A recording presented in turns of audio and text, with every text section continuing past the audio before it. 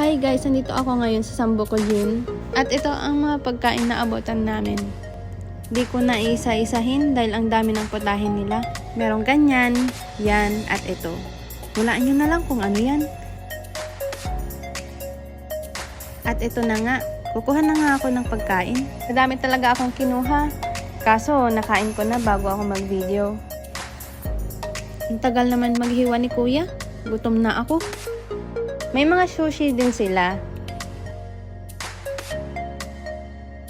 May mga dessert din tulad ng cake, prutas, at ice cream.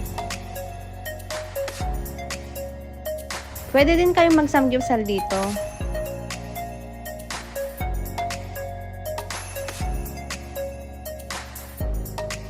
Ayan, titikman na natin yung mga naihaw namin.